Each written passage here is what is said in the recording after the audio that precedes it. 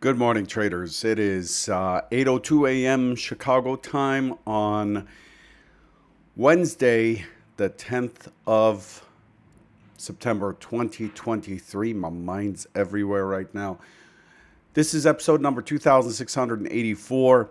Thanks for joining me. Derivatives trading involves substantial risk of loss. It is not suitable for all investors. Past performance is not necessarily indicative of future results. Please give me a sound check.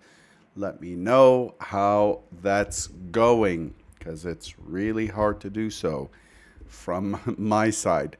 Okay, let's just dive into the pre-market summary sheet by Convergent Trading.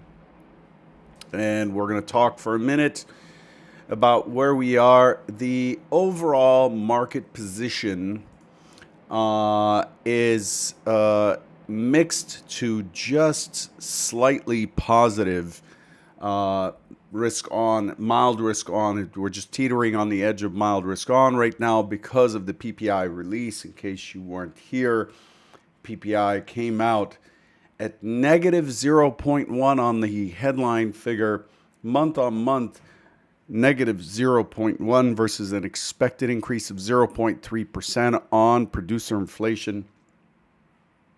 Core PPI came in at also negative 0.1%, expected at plus 0.3. That's a very, very important release. This month, PPI precedes CPI. Usually it's the opposite. CPI comes in first. Tomorrow, we get CPI. The expectation month on month is 0.3 as well. The inflation rate's expected at 0.3, and the year-on-year inflation rate's expected at 2.9%. That's tomorrow. Today was kind of a look from the producer price index point of view. Both cover inflation. So U.S. PPI came in lower than expected. Chinese inflation lower than expected. Italian industrial production higher than expected. The FOMC remains in its blackout period. U.S. Supreme Court fast-track tariff appeal to first week in November. Poland downs Russian drones last night. Poland went into a bit of a lockdown on the east end of the country as Iranian-made drones were flown in from Russia, and it caused NATO to scramble fighters from the U.S., Italy, and the Netherlands to respond. So there's a lot of condemnation for that. There's also the attack by Israel in Qatar, in the capital city of Qatar, Doha, to try to kill Hamas leadership who was meeting to talk about a peace deal in Israel. That's creating some condemnation. We saw a response there in gold and crude mainly. So we'll see where that leads. Israel took full accountability for that, and said that the U.S. had known and greenlit it, but the Pentagon and Trump are both saying that they did not approve such an action against a U.S. ally. So we'll see how that plays out, likely to muddy the waters a little bit. U.S. President Trump reportedly asked the EU to hit China and India with 100% tariffs. He also came out later to say that he is in conversations with Indian PM Modi, his good buddy Modi, and that they're likely to come up with some sort of a resolution to the tariff question. U.S. judge temporarily blocked President Trump from removing Federal Reserve Governor Cook. That gives us a little bit more stability in terms of how we see the Fed independence and so on. Oracle shares up 31% after the close yesterday, after issuing a bullish cloud outlook that boosted AI infrastructure hopes. 31% on Oracle, pretty big push there. Novo Nordisk cut 9,000 jobs. What do we have remaining for the session? Nothing really high tier here. We're looking at wholesale inventories at 10. We're looking at crude oil, EIA crude oil inventories at 1030. At 1 o'clock, we have a $39 billion 10-year note auction. And then at 7 p.m. Eastern U.S. time, remember this is Eastern U.S. time, UK RICS house price balance, Japanese PPI at 750, and Australian inflation at 9 p.m. U.S. Eastern time. Looking at the S&P, the S&P is in a multi-distribution profile. It basically built a distribution while or before the number down below, basically capping out at around 65.47, and then after the PPI, it splashed up. There was a spike up, and then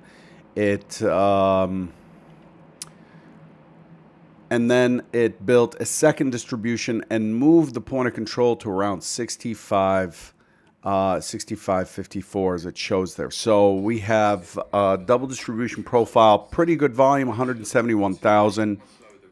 Man, my news feed is kind of loud. 171,000 contracts traded, pretty good volume, 100% inventory. We've been rallying. We made a new all-time high in the S&P overnight, with 38.5 points of range, which is higher than the expected value of 29. That's the mode of range for the overnight session in the S&P.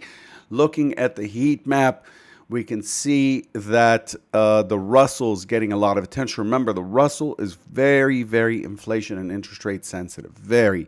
So the Russell is responding pretty strongly. Relative range 143% of normal with pretty good volume. The S&P relative range in line-ish, a little bit on the high side. Volume's pretty strong. And then crude is popping higher, more than 1% currently, but pretty light range and volume so far. So that's what we've got going on this morning. Let's take a look at something here. I'm going to try to recap a little bit. Let's adjust. Let's see, where is it? Boom. Let's adjust this.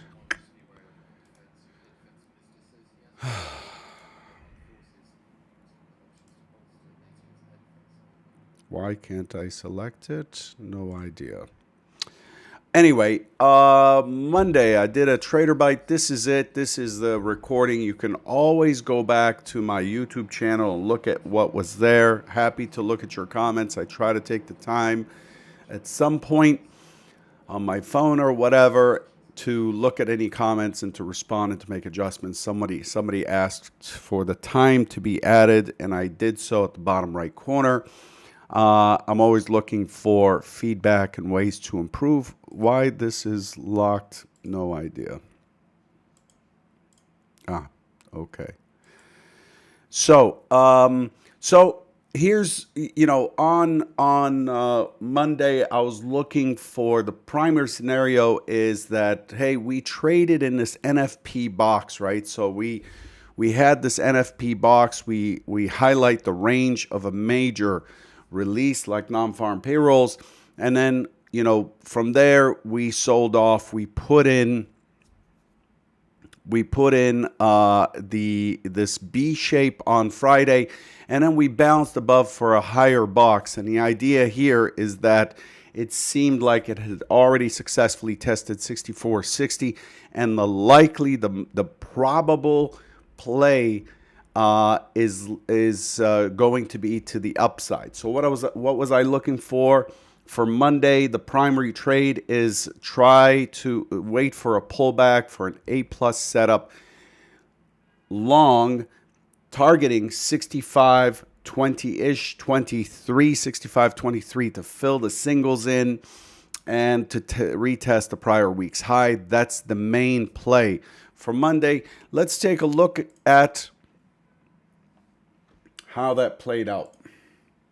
So this was the Monday action right here. So the box was right there, and you could see Monday really tried hard to squeeze to the upside. So pretty decent Pretty decent setup in the morning to get long. We had a very early test down into the full session mid, and then we came right back and finished above the next bracket. So this is after the IB was in, the next bracket pulled back to the DGPs for the session, giving us the ability to jump on long and look for that 65.20 to 23, but it just couldn't get there. And then we ended up basically pulling back and expanding the range downwards. So we had a bit of a neutral day on Monday. We broke the IB high right here. This is the IB high. That's the high of the first hour. And the IB low, we had a neutral normal day with a lot of consolidation. So very non-event on Monday, but we did plan for and look for that and wait for that long. And then after that, I found the trade to be very difficult. You could see a lot of overlap in those 30-minute bars from there. And so to me, it just looked like it was going to be a pretty choppy coming into yesterday's session. And it was. You could see we opened, balance. The second bar, balance. Then it drops below. And then look at these bars.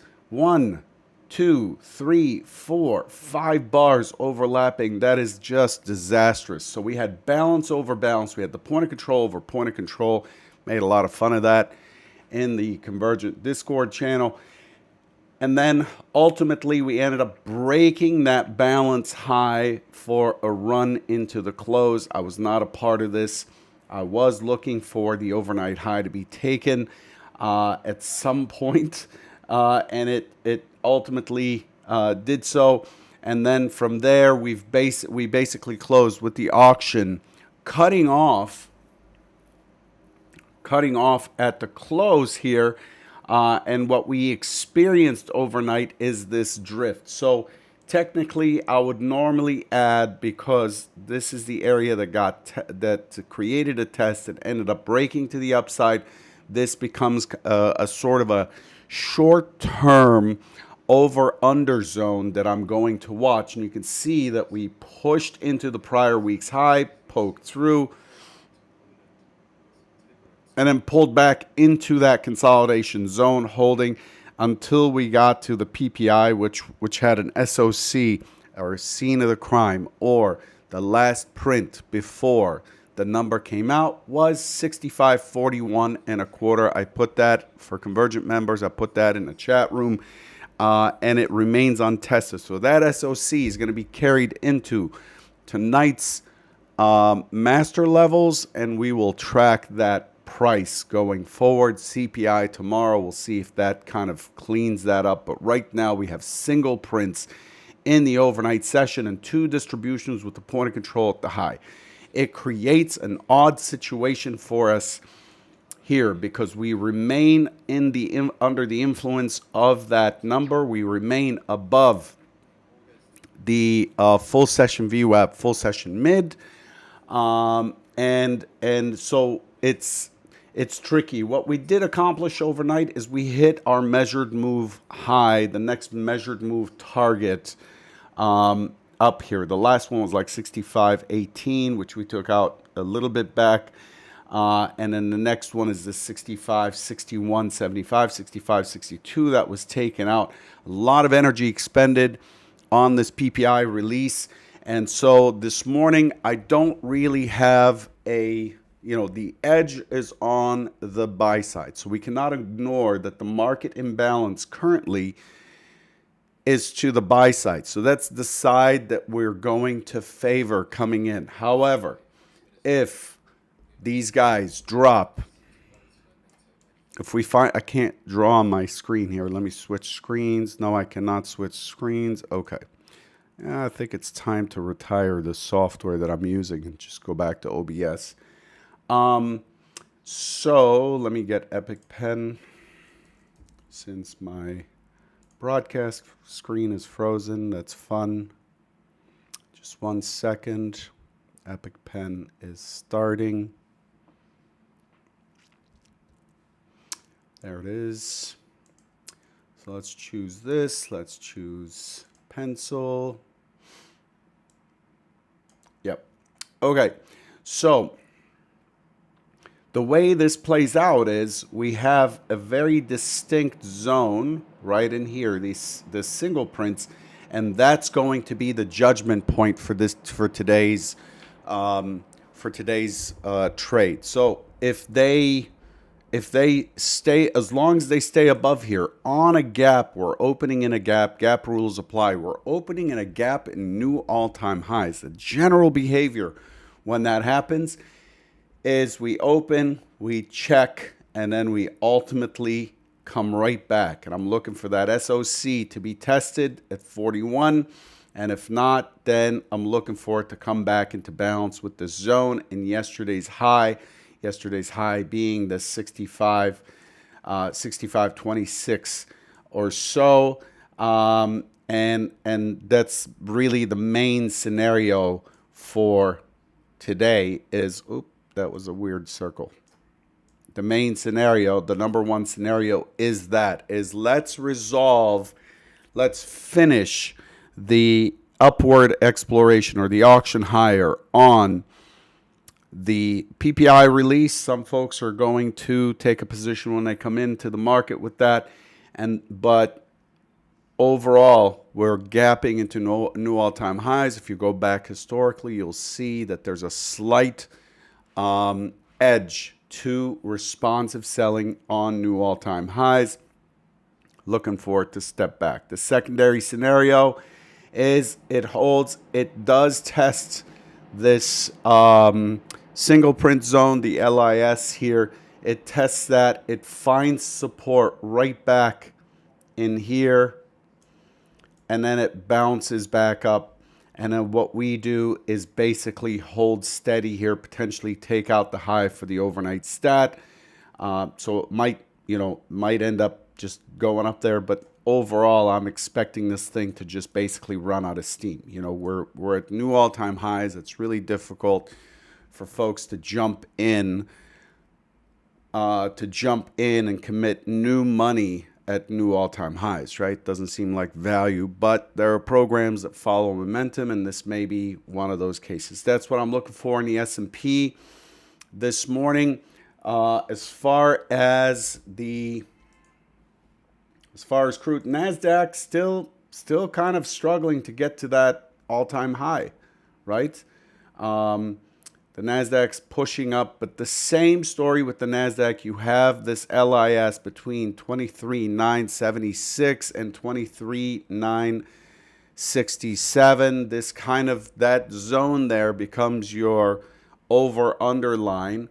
And the same expectation, we have a gap up, and I'm looking for it to revert back into this 23,890 zone and retest there. But we'll see if that happens. But that's the primary idea. Now, I'm not going to go in and look for reasons to sell. I'm not fishing for trades. I'm waiting for the market to show me a trade. Remember, there are several differences between a professional trader and somebody who's not.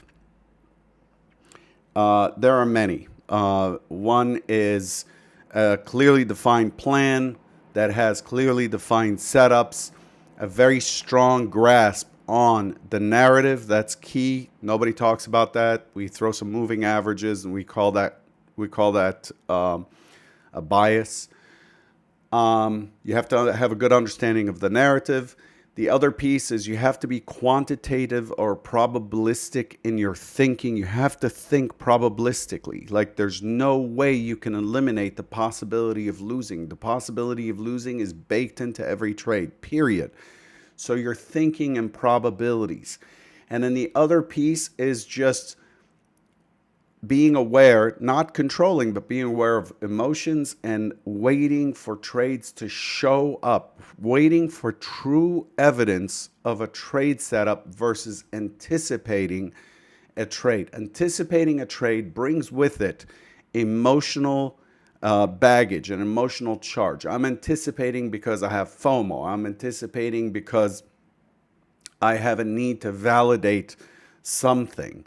We're not interested in that. This is why most everyone makes money on sim. They have a really hard time making money live, and it's because of this issue, is this anticipation issue, right? So we want to guarantee ourselves a win, and so we rely on the tool that we were born with and lived our life with, which is to use emotions for action. Emotions have to be cut off from action in trading, and that takes a long time and a lot of practice and a lot of, Jared Tendler's mapping and things like that to really get to the point where we can detach emotion from action. We cannot control emotions. We cannot quiet emotions, whatever. We can help stabilize emotions through things like meditation, which I incredibly highly recommend, because meditation allows you to experience life and remain centered and remain unreacting, just being an observer, being that observing eye. And that's really needed in trading. Okay, so crude.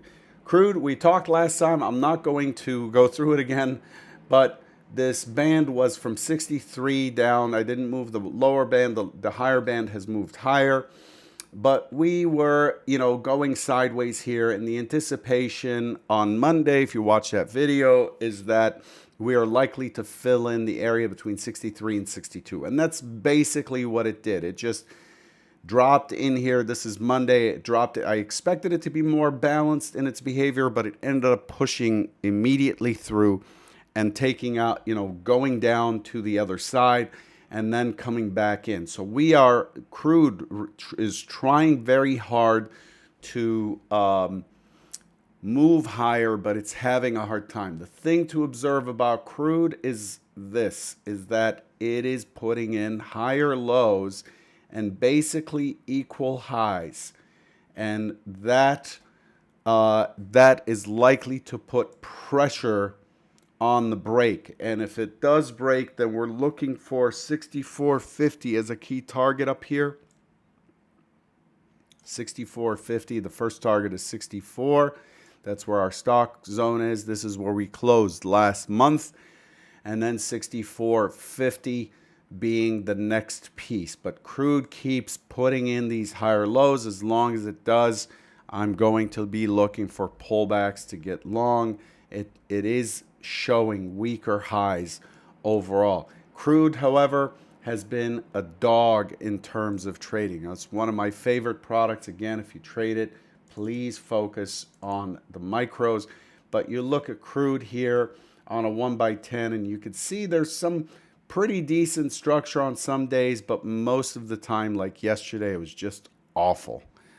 Just sideways, sideways, sideways. We ended up with a neutral, extreme down day yesterday, which is quite bearish, and then we came right back into the middle in the overnight session. Crude just has very little interest currently. Okay, I'll leave you with that. I think I covered everything. Good luck, and I will catch you on Friday. Okay, hopefully you picked a thing or two up today, and you're following along as to how we create a narrative, how we create a narrative, what side we lean on, but we remain open to whatever the market wants to do.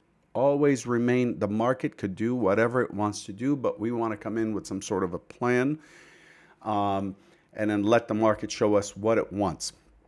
It's like a child in a way. You give it, you can either fight the child and be miserable, or you can give the child several choices and let it choose what it wants to do and just go with that. Hey, do you want to go ride your tricycle, or do you want to play with your puzzles, or do you want to do this? And then just lay everything out, be ready, and then just let it choose, and then just go with that and enjoy your time. That's basically, any dad here has probably experienced that, how difficult it is to defy a little toddler's will, and the market's very much the same. Okay, Good luck. I'll catch you on Friday. Take care.